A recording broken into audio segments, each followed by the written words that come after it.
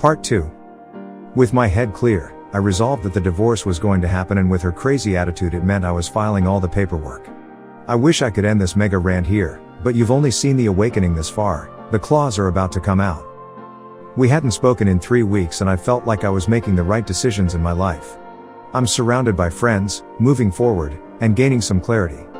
I've realized the trap that I was in and made a firm decision to not get back together. Ring. Ring. Oh, who could that be? It's my WS. We were supposed to meet for coffee to discuss the divorce and entangling paperwork. She tells me she can't make it at the designated time, but to text her 2 hours later and we can meet up. Fine. I follow suit, jumping through more hoops, and upon texting she tells me she's up at the nearby family mountain cabin and that I should come up for the week and stay with her. Oh, okay. I'll just cast aside all my integrity and small amount of self-respect I just discovered to jump back in the sack. Hell no. We won't go. I declined the invitation after stating the importance of working through the divorce process. She gets flustered, and somehow kind of angry that I'm not willing to drop everything in my life and come running up to the cabin. I ask her what about the AP, and her response is he broke up with her as soon as I was out of the picture. Karma is fickle creature sometimes, I guess. We finally meet for coffee and I bring all the documents. Gushing comments pour out from her about how good I look and how well I seem to be doing. Nope, I'm freaking devastated and this isn't a game to me, lady. What's up? We cover the details about splitting up the house, of which she says she's entitled to more than half. I'm not to touch her 401k, and as a compromise I get to keep my business untouched that I worked my tail off on building for 10 years. I'm going to stay on her healthcare for the duration of the divorce, and will tidy this situation up as fast as possible.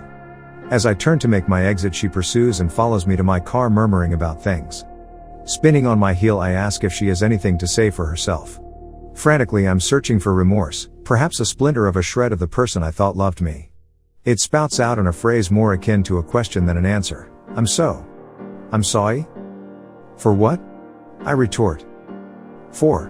I'm sorry for what I did. The words trailed off as if released by the smallest church mouse in Zootopia. It was a benign effort that reeked not of remorse in action but shell shock from being caught. In a way it was helpful. It let me know that my assumptions were now correct and that I knew where I stood. She wasn't sad because of anything she did, only that she had lost me as an asset with her cover blown and now wanted this man back in her life who at one time would do absolutely anything for her. It was the only apology I would ever receive. She asks me what our narrative is going to be and I pause, trying to discern the question. Yeah, like, what are we going to tell people? What are we going to say happened? That maybe we just mutually decided to see other people or something? What's our story? Oh, okay, holy shit. Yeah, our story. Well, you can say whatever you want, but I'm absolutely going to tell the truth to anyone who will listen. That is what happened. You broke my heart, you stepped out on marriage, and now you want your cake. I've had enough and I don't need to create a story to feel better about myself. Bye. I turn and walk away, and as soon as I cross the street a train comes, ending our conversation. I immediately get in my car and text all her family about the end of the marriage and why it happened. No, for real, we're talking Wolverine claws. I felt good about shutting the door, knowing there was no healthy way to patch things up and realizing it wasn't a healthy relationship in the first place. As the divorce process took shape, other tragedies began to fall my way. I was hit with a full double-barrel shotgun. Right before D-Day about 3 months earlier, when my WS was out on one of her trips for work or S-time affairs, our house flooded on Super Bowl Sunday. I went to a friend's house and came home to find a half a foot of water in our garage. Supposedly she was in Amsterdam where some field offices were, but when I called to tell her about the disaster it sounded like she was right next door. Either way, she just starts yelling at me to fix it. Of course that's what I'm doing. Had I been smart I would have ran to Home Depot the last few minutes they were open and grabbed a sump pump to drain the driveway.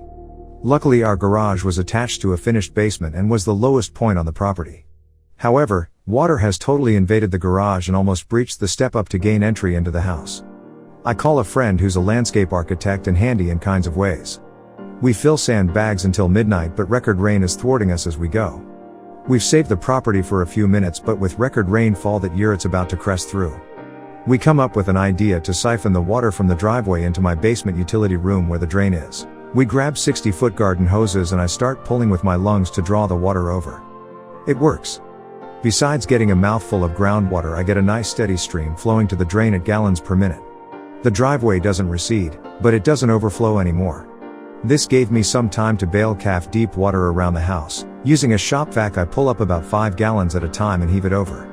We have one gutter leaking and instead of going to the French drain it's pouring into the driveway. I start filling a huge garbage can that has to be emptied every 3 hours or it fills with rainwater. I'm soaked, I'm in the rain and water and no sleep for 24 hours. When I do sleep I set an alarm to get up and bail to make sure no damage happens. The next morning I fly to Home Depot and grab an electric pump. It literally saves the day. This tiny $50 or less pump diverts over 3,000 gallons of water in an hour. In about 3 hours it's completely moved the driveway down the street to run off. Yep, had nearly 9,000 gallons sitting on my driveway, calf to knee deep. The same day I go into work and see my landlord for the business. He runs a construction company and I lament my tale. He immediately calls his disaster team and sends home free industrial dehumidifiers to soak up any water from the drywall and the structure.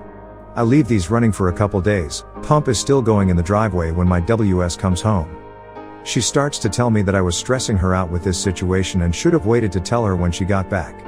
Oh okay, thought you'd want to know about possibly losing the house and almost causing $40,000 in potential damages. Then she proceeded to state that the pump in the driveway is like so embarrassing and that if I don't move it she will.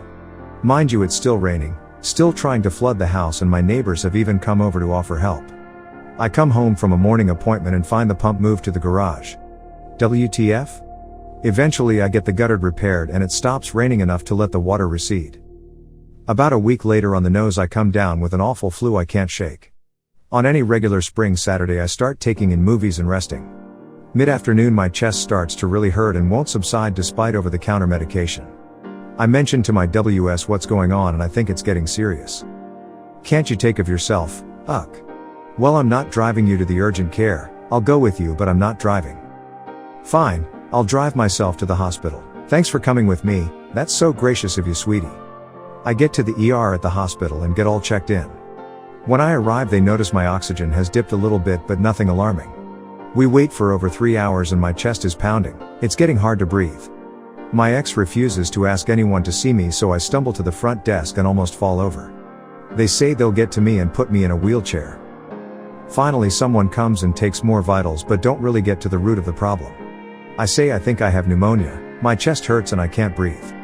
They downplay it and say probably not but move me to a stretcher in an unoccupied room. I wait about another hour and at this point I'm really confused and barely breathing. My ex is just staring at me with dagger eyes and totally unhelpful.